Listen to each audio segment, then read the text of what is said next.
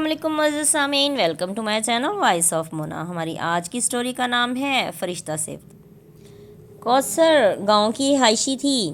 باپ بھائی محنت مزدوری کرتے اور وہ بہت غریب تھے۔ کوثر کی عمر 27 سال ہو چکی تھی۔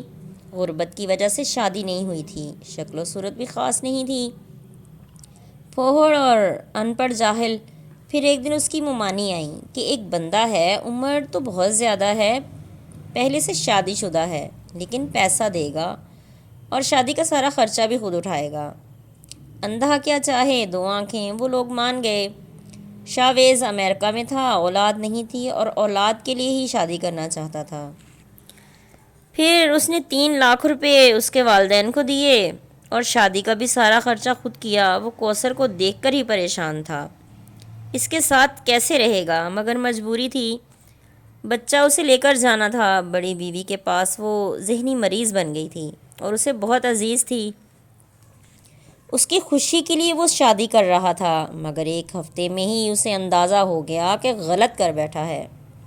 وہ لوگ لالچی تھے اور ہر روز ڈیمانڈ کرتے، وہ مجبور ہو جاتا۔ اب وہ پچھتا رہا تھا اور اسے اندازہ ہو گیا تھا کہ بچہ لے کر جانا ناممکن تھا۔ وہ انتہا درجے کی جاہل اور بدتمیز تھی۔ شاویز اس کی ساری خواہشیں پوری کرتا تھا، مگر اس سے تنگ تھا۔ اسے سمجھ آ گئی تھی کہ یہ لوگ انتہا درجے کے لالچی ہیں۔ خیر، وہ خاموشی سے وقت گزار رہا تھا۔ پھر وہ اسے گاؤں سے لاہور لے آیا۔ وہاں اس کے اپنے کافی ریلیٹیوز رہتے تھے۔ اپنا گھر لے کر دیا۔ پھر وہ امید سے ہو گئی، وہ بہت خیال رکھتا۔ اس کی فیملی بھی، شاویز کی صرف ایک بہن تھی۔ پھر وہ دن بھی آ گیا، شاویز کو اللہ نے بیٹی سے نوازا۔ کوثر کی بدتمیزیاں اور بڑھ گئیں۔ پھر شاویز نے پہلی بیوی کو بلا لیا، کوثر کو بتا دیا شاویز کی بیوی آ گئی، لیکن وہ سب دیکھ کر پریشان ہو گئی۔ اس نے بچی کو لے جانے کا ارادہ ترک کر دیا۔ پھر اس نے شاویز سے کہا، یہی کرنا تھا تو مجھے کیوں بلایا تم نے؟ تمہیں یہ سب نہیں کرنا چاہیے تھا، کم از کم شادی تو اپنی ہم پلہ عورت سے کرتے۔ پھر شاویز نے کہا، اچھا کچھ کرتا ہوں۔ اس نے اپنے ایک دوست کو بولا کہ مجھے ایک بچہ ایڈاپٹ کرنا ہے۔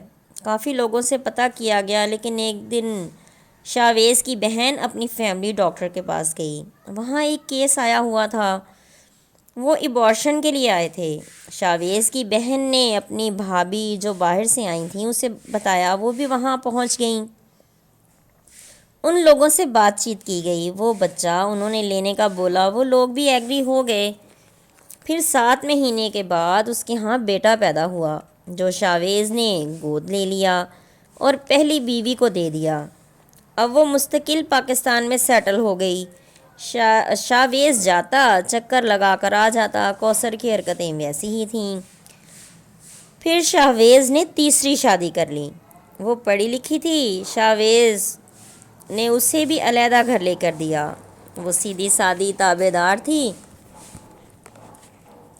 اس میں سے شاویز کے ہاں 3 بیٹیاں اور ایک بیٹا پیدا ہوا۔ شاویز سب کو خوش رکھتا، وہ بہت محنتی انسان تھا، اعلیٰ تعلیم یافتہ بھی تھا اور انتہا درجے کا سلجھا ہوا مرد، سب کا ہی خیال رکھتا۔ بچے اب بڑے ہو رہے تھے اور ذمہ داریاں بھی۔ شاویز نے یہی کاروبار سیٹ کرنے کا سوچ لیا تھا، اس پر وہ کام کر رہا تھا۔ اس نے اپنی چھوٹی سی گارمنٹ فیکٹری بنا لی۔ ابھی کچھ وقت باقی تھا اس کی اوپننگ میں۔ وہ سب کچھ کمپلیٹ کر کے ہی چاہتا تھا یہاں سیٹل ہونا، تاکہ ہمیشہ کے لیے یہیں رک سکے۔ دونوں بیویاں بھی ساتھ دے رہی تھیں، البتہ کوثر کو صرف جھگڑا ہی کرنا آتا تھا، لیکن شاویز اپنے فرائض اچھے طریقے سے نبھا رہا تھا۔ سچ ہے، جس نے نبھانا ہوتا ہے وہ برے لوگوں کے ساتھ بھی اچھا ہی رہتا ہے۔ وہ صبر سے سب کچھ کر رہا تھا، نہ جھگڑا کرتا، نہ شکوہ، نہ شکایت، اور کوثر کے ساتھ بالکل بدلحاظی نہیں کرتا تھا۔ اس کا ویسے ہی خیال رکھتا، اس کی ہر ضرورت پوری کرتا۔ اس نے کبھی بھی اسے نہیں کہا تھا کہ اپنا لہجہ دیکھو۔ اسے پتہ تھا کہ وہ ان پڑھ ہے اور گاؤں کی رہائشی ہے۔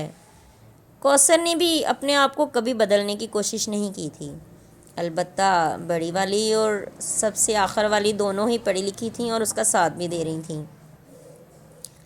پھر فیکٹری کی اوپننگ ہو گئی اور وہ دونوں ہی وہاں کام ساتھ کروانے لگیں۔ فیکٹری اچھی چل گئی تھی۔ شاویز اب بھی باہر جاتا تھا اور وہ دونوں فیکٹری اور گھر اپنے اپنے گھر بھی سنبھالتی تھیں۔ وہ تینوں ہی خوش تھیں، لیکن کوثر کی طبیعت ویسی کی ویسی ہی تھی، اور سب حیران ہوتے کہ شاویز کیسے گزارا کر رہا ہے۔ وہ واقعی بہت اچھا انسان تھا۔ بہت کم مرد ایسے ہوتے ہیں جو ہر طرح کی عورت سے نبھا کر لیتے ہیں اور اسے کچھ بھی نہیں کہتے۔ شادی کو اتنے سال ہو چکے تھے، لیکن اس کی تینوں بیویاں خوش تھیں۔ انہوں نے کبھی اس کی شکایت نہیں کی تھی، اور کوثر نے بھی نہیں، کیونکہ کوثر کے سارے اخراجات اور ہر چیز پوری ہوتی تھی۔ جیتے رہیے، خوش رہیے۔ ملتے ہیں اگلی کہانی کے ساتھ۔